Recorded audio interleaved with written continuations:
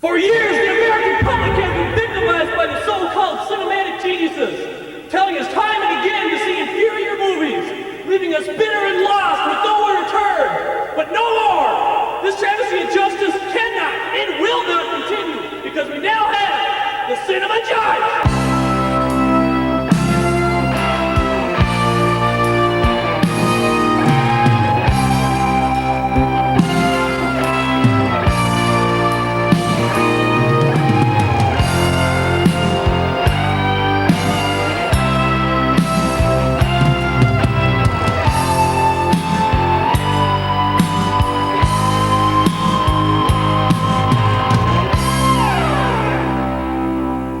Hello and welcome to the Cinema Judge. For my regular listeners, thank you so much for tuning back in. I really appreciate it. And like I've said before, whether it's a blockbuster, independent film, family film, animated film, you regulars always show up. For those listeners, jury members, or judge heads, whatever you want to call yourselves, I appreciate it. And by the looks of it, some of you have even told friends or somebody, because I've seen more and more people listening. Now, if you are a first-time listener, let me tell you a little bit about our show. First of all, ladies and gentlemen, clearly, we are not journalists. We haven't gotten any elite Ivy League school and paid thousands of dollars to have somebody else tell us what it takes to make a good movie. We're smarter than that, and so are you. Nor have we traveled the world and spoken to the old wise men and asked about the deep, hidden meanings behind Hollywood's visions. We here to Cinema Judge, we haven't done any of these things. But what we have done is watch a lot of movies. Some good, some not so good. And our goal here to Cinema Judge is to have one thing. That's an enjoyable movie experience. And if you're wondering why we do this podcast or what else we've done, I've been doing this show now as a cable access show for 20 years in Bloomington, Minnesota. In the studios, they give us interviews, film clips, on-set footage, and what we do is we make it into one giant infomercial.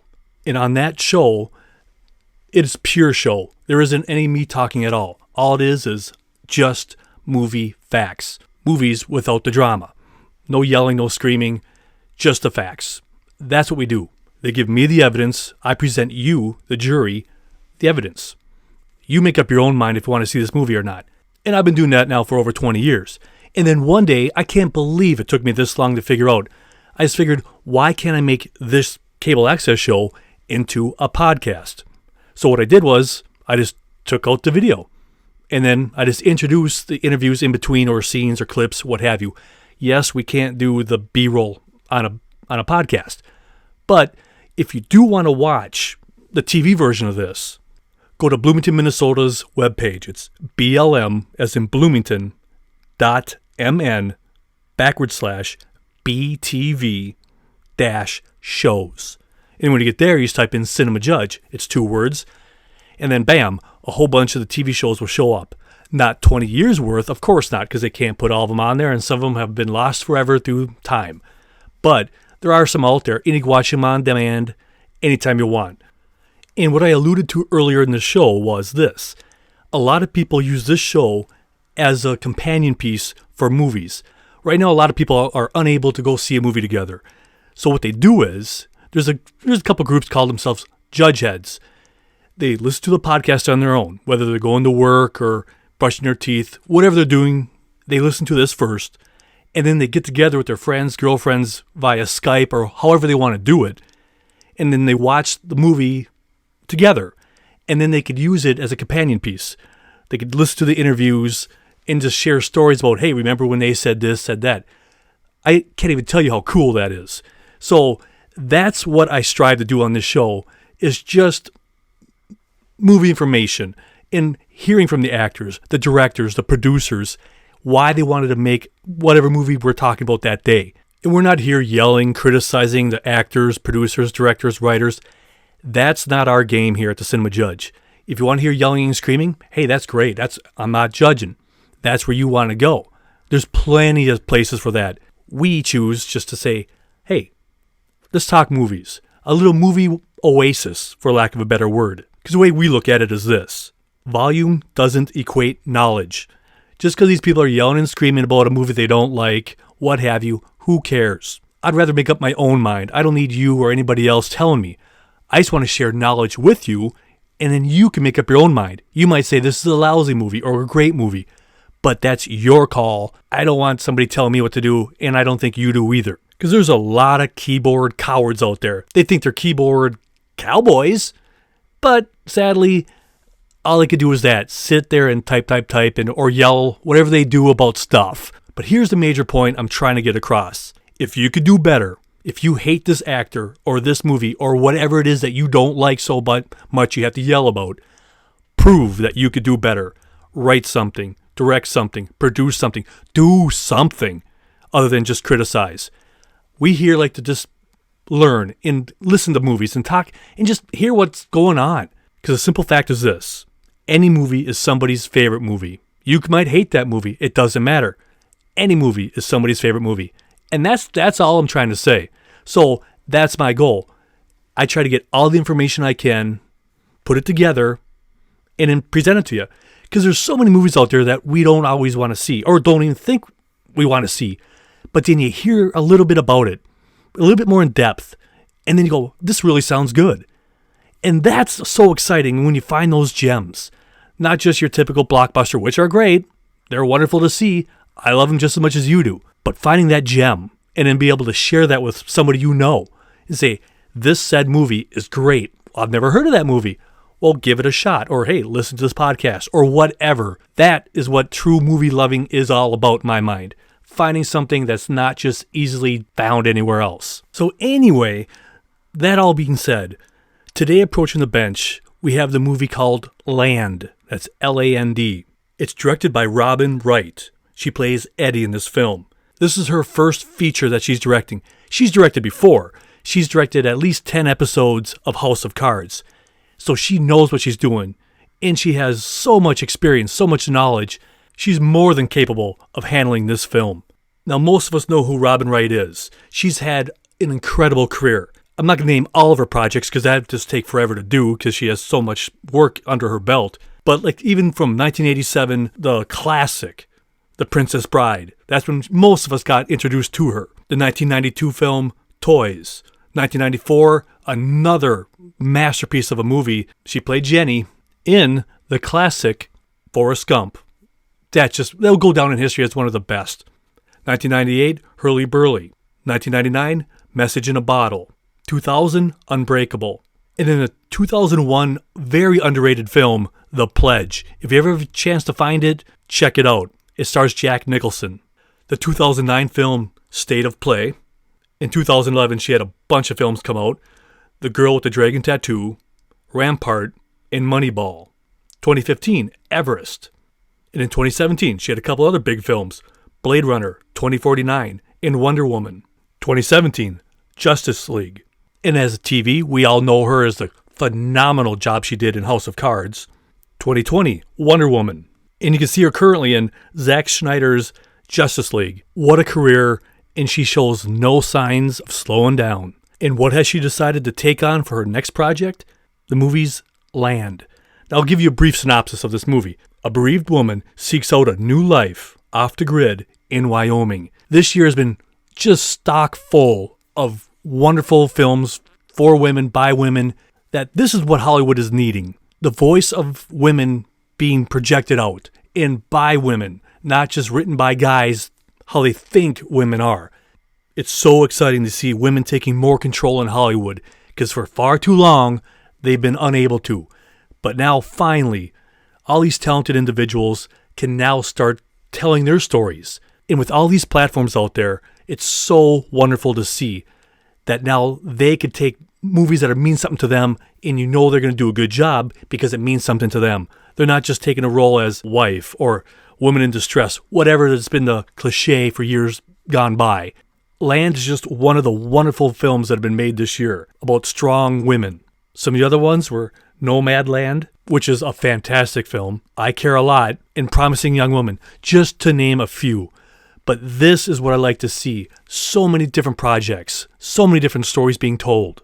So without further ado, up next we have Robin Wright talking about the title of this film, Land. The title of the film is twofold. It's what land itself, the earth, symbolizes, which is healing. And when one lands finally in a place of renewal. Coming up next, we have the trailer for Land. Edie, how are you feeling right now? What are you feeling? That it's really difficult to be around people because they just want me to be better. So you're not able to share what you're feeling with other people?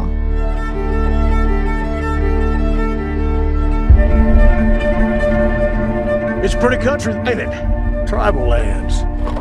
It's not a good idea to be out here without a vehicle. I'll be fine. You said your family was from the city.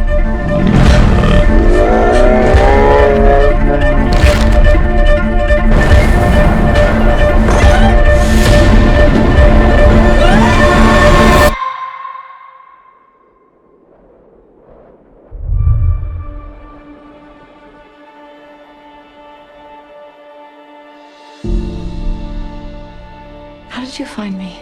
You were in my path. You know, one might wonder how someone like you came to be in this place. I'm not running from anyone. I'm not hiding.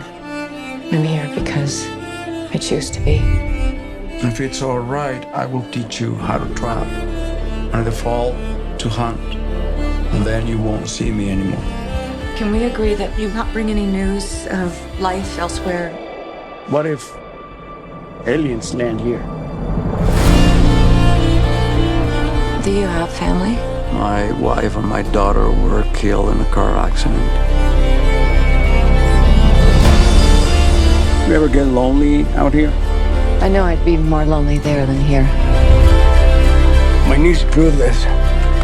From my hermit friend who lives in the mountains.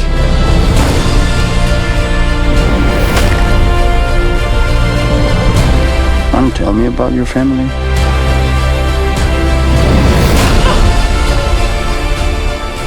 Have you thought about what you want your life to be now?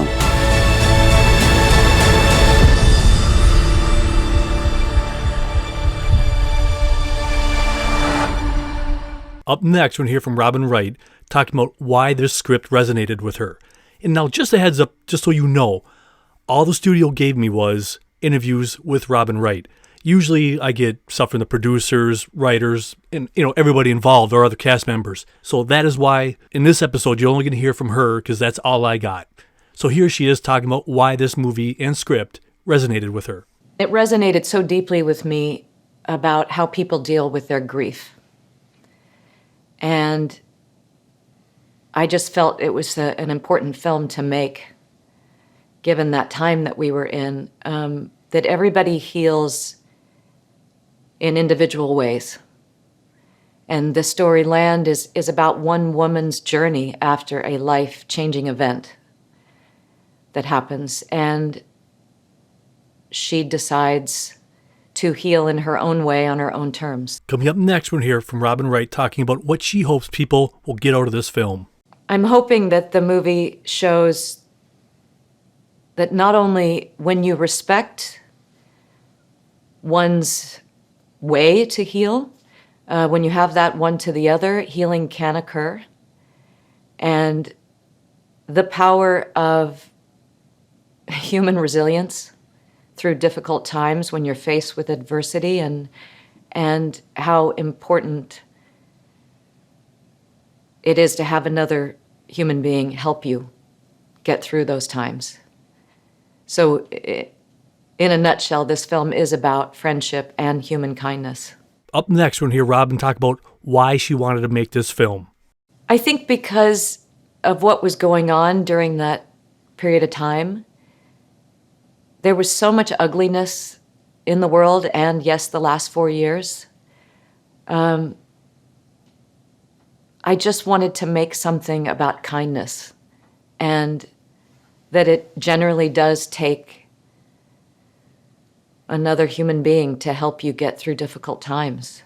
Coming up next, Robin is going to talk about her character, in the voyage she takes, how she grows throughout this film, It's always fun listening to an actor talking about who they're playing and why and where they feel the character is going. It's like getting in their head for a little bit. It's like when they're playing this role, when you're watching it, you're like, this is what they're thinking. This is why they took this role. So anyway, here she is talking about that.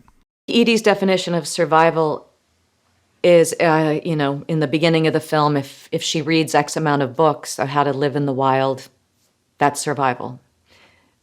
But once Miguel comes into her life, I think he teaches her what survival really is. And that is opening up yourself to a new idea of hope and faith in other people. Coming up next, we're going to play a clip from this film. Now, I'm going to try to set this clip up. In this scene, we have Robin Wright's character, Edie. She's sitting in her cabin, and across from her from the table is a guy named Miguel, played by, and again, if you've listened to the show long enough, you're going to realize I don't pronounce a lot of names very well. So I give it one shot, and I'm going to do the best I can. So no offense to the actor or anybody else. Demian Bashir. And if that's wrong, I truly apologize. And if you're unfamiliar with that name, because I've tortured it so horribly, I'll name just a few things that he's been in. He was in the TV show Weeds, 2012 film Savages, 2013 Machete Kills. I mean, come on, what a great movie. You gotta admit, that one was just plain old fun. And in 2015, The Hateful Eight, what a great film. 2017, Alien Covenant. 2018, The Nun. And in 2020, he had a banner year. He had Midnight Sky, The Grudge, and the TV show Grand Hotel. And he could currently be seen in Chaos Walking. So in this scene, he's talking to Edie, and she's trying to be all brave and stoic, saying, this is what I want to do. And he's just trying to be kind and saying, perhaps you need to give this a little bit more thought. He's not trying to push his way into her life or anything of that nature. He's just trying to say, we're on this mountain together, and we try to look out for each other. Starving isn't brave. Can we agree that my actions are my business?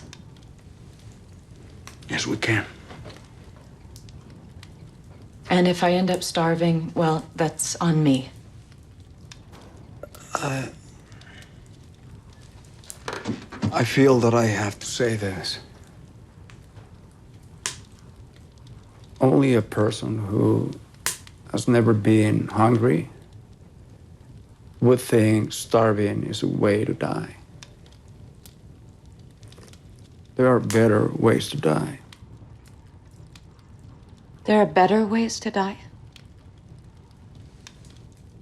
I understand it might be a little rough for you here, but if you feel you don't belong here, then... If I don't belong here, I don't belong anywhere.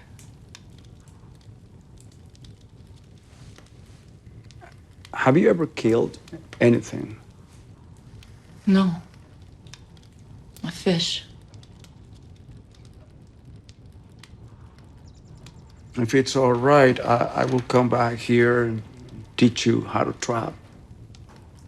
And in the fall, to hunt. And then you won't see me anymore. Okay. Up next, we're going to hear from Robin. She's going to talk a little bit more about her character's arc. I think Edie's goal in the beginning is a cognitive choice to erase herself, erase the person that she is, because her life has been ripped out from under her, and she can never return to the life she once knew. So, wanting to transform oneself, people do it in different ways. And I think escaping that life that she once knew was the only solution for her. Up next, we're going to hear from Robin Wright again. And in this interview, she talks about her cast and how much she appreciated working with them all and how they got what was trying to be told. It must be so great as a director being able to trust the people that you're working with, because that can't be easy. You have all these balls in the air. You're juggling. You're doing everything all at once. But not having to worry about your cast, your crew, anything like that, they're dialed in. That must create so much ease, or at least a little bit of peace, knowing, hey, at least for this, during this part of this whole production, I could count on these guys. I was so blessed with my cast. Demian Bashir and Kim Dickens, you know, they're just beautiful souls.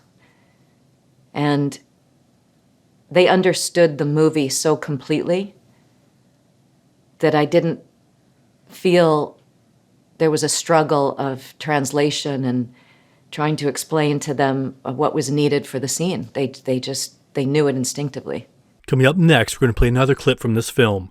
Now, in this clip, Robin Wright is in the cabin, and she's talking to two people. And they're also trying to convince her, you need to be aware.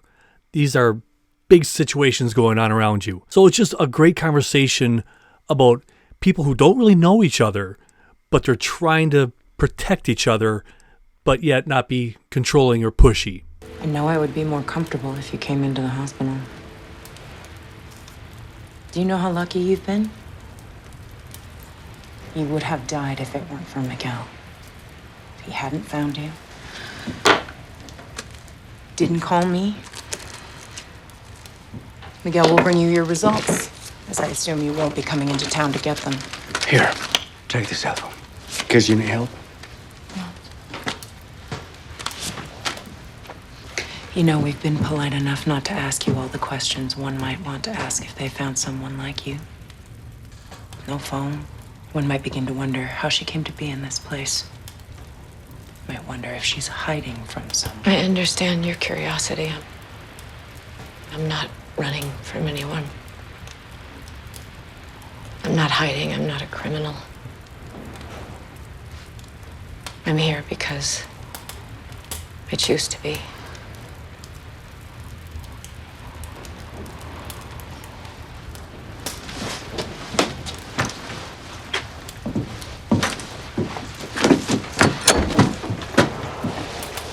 Up next, we're going to hear from Robin Wright. And in this interview, she talks about the character Miguel, played by Demian Bashir, and how he got the role, how he understood it. When I talked to Demian Bashir in the beginning, he understood completely who this man was. He understood that he had been through exactly what she is going through. So it's almost like he traveled through the phases of grieving. And he knew where she was, what phase she was in. So he was allowing her to go through her journey. And he said, if you could give me one thing, can you just give me a title of who is this character to you? And I said, he, Miguel, is Edie's saint. Coming up next, we're going to play another clip from this film. Now, in this clip, they're outside by a campfire during the daytime, and it's Miguel and Edie, and they're just having a conversation. And you can just see the chemistry between these two. It's a really nice scene. And he's just trying to find a little bit about her. You know, is she lonely? Where does she feel she's going to be down the line? What's her plan? You ever get lonely out here? Sometimes. I know I'd be more lonely there than here. That may sound... It doesn't make any sense, but... It does. It does to me.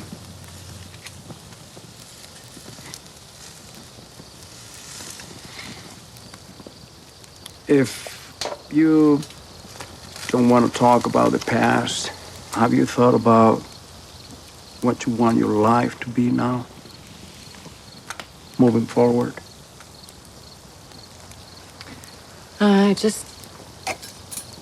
I want to notice more. Notice everything around me more. Know more about here, be able to survive here, appreciate it. Sounds like a goal. You are able to live here now. No more cell phones, no more traffic, no more holiday celebrations. Coming up next, we're going to hear more from Robin Wright. And in this next interview, she talks about how one line really sung to her. And when she explains it, you'll understand it. And it's just really great to hear somebody who's passionate about a project and how a little sentence can create so much excitement and worth in a film. It's the one line in the movie that I loved so much when I read the script, and I just feel like it's the pinnacle of that human kindness, that people come into your life for a reason. And he says it. She says, "Why are you helping me?" And he says, "Because you were in my path." And I feel like we've all had those experiences once or twice in our life where you meet someone for a reason. It happened for a reason. He was meant to find her. He was meant to save her life. I really like that interview. Now, up next, she talks about what she learned from this film, and could she, if she chose to, live off the grid. I learned how to chop wood and skin a deer. And people ask, could you go off the grid and survive in the wilderness? Yes, probably could. Would not choose to do so, but probably could after this film. Coming up next, Robin Wright talks about the importance of having a strong team behind you when you're acting and directing. When you're in front of the camera and behind the camera, you absolutely have to have a strong team surrounding you. And boy, did I ever. I had a great group of people that are in essence acting as your director as well. And I couldn't have done it without them. Coming up next, we're going to have one of those great interviews that I just love. Robin Wright talks about they had to move the cabin from one spot to another and how important that was to build chemistry and authenticity to everything involved. We chose to build a cabin and transport it up 8,000 feet on the top of a mountain. And I'm so glad we did it. It was worth the struggle because we were dealing with the elements all day, every day. And I just feel that it resonates in the film that we were actually living in the wild while shooting in the wild. Up next, Robin Wright talks about when they were on set, they had to be ready to shift on a dime. When the weather changed, they had to do a different shot. To be able to pivot like that must be an incredibly challenging experience. We had a couple of instances where we would be in t-shirts, 75 degrees outside, and within 20 minutes, the Chinook winds would come in and I mean 75-mile-an-hour winds. And then suddenly it was hailing, and then a dump of snow, and then so we would have to rush back to base camp and change out of the summer and year one and go to year two and add the hair pieces and, make the face look more ruddy, et cetera, et cetera. So everybody was on their toes pretty much every day to be able to change from year one to year two in 10 minutes. Up next, Robin talks about how relevant this is for the times we live in. It's very timely that the movie is coming out now because of what this world we are all living in. This existence of being alone and being distanced from the people that we love. We're not hugging like we used to. We're not able to. It's definitely altering the psyche. And I'm hoping people walk away from this film with that belief that we need each other and to not give up, and we will get through hard times. Well, we hope you enjoyed our in-depth look at Land, directed by Robin Wright. Now, if you guys have any questions, comments, concerns, ways to improve the show, please feel free to let me know. cinemajudge@hotmail.com. The only way to get better is if you let me know what works, what doesn't work. And if you ever want to, I also opened up a Facebook page and group, Cinema Judge Podcast/show. So if you're interested, you want to talk movies, please stop on by. And for you regulars, this is the time of the show where I try to thank as many people as I possibly can, the regulars who always stop by no matter what movie is on. So for everybody around the world, thank you. And if you're new, I hope you liked it. If you did, tell a friend. It's really fun to see more cities and countries show up. Anyway, thanks to everybody in the United States, the Netherlands, Australia, France, Guatemala, all you people all around the world, I am indebted to you. My listeners in Minneapolis, thank you. Minnetonka. In North Holland, I'm going to try to say your city name, but if I butcher it, I apologize to you, but I thank you for stopping in and sharing with other people. Is it Demian or Demian? Whatever it is, I apologize, but it's thanks to North Holland. Adelaide, South Australia, thank you so much for dropping in again. Philadelphia, Pennsylvania, thank you. Columbus, Ohio. Now, I'm going to say this two different ways. I hope it's Vacayville, as in Vacationville, California. But maybe it's Vacaville. Whatever it is, out there out west, thanks for stopping in. West Point, Georgia. How cool is that? Thanks for listening. My loyal listeners in Duluth, Minnesota, thank you so much. To my listeners in College Park, Maryland, thank you so much. Same thing goes with La Vista, Nebraska. Always stop by. I love it. And like I said earlier, my listeners in France, you guys are always on. Thank you. Lakeville, Minnesota, Surrey, Wisconsin, Shevlin, Minnesota, Washington, Virginia, you always stop in. Thank you. Guatemala City. And I said this wrong last time, but I'm going to try it again anyway. Hogue, Ohio. Either way, you stop it in again. Thanks so very much. And to every city I didn't have time to get to, I do appreciate you. Please tell some friends. Let's have some more people join along. And I'm going to be completely honest. I had no idea the show would go this long. I didn't have that much material, so I'm very grateful that it all worked out. Because on the TV version, I had a lot of B-roll, and it was really good B-roll. But then when I looked at the timeline when I was doing this, I'm like, oh my goodness, I don't have that much interviews. So hopefully it all played out well. And just like last time, I held off. I've been eyeballing my glass of bourbon, and I didn't take one little sip from it. I'm going to very shortly, but I've realized in the past, if I dip into it a little bit too soon, the show suffers. So I held back, and hopefully the show was up to snuff. But man, it's looking good. So until next time, be well, be good, and I'm gone. I'm Jeff. Thanks for listening to The Cinema Judge.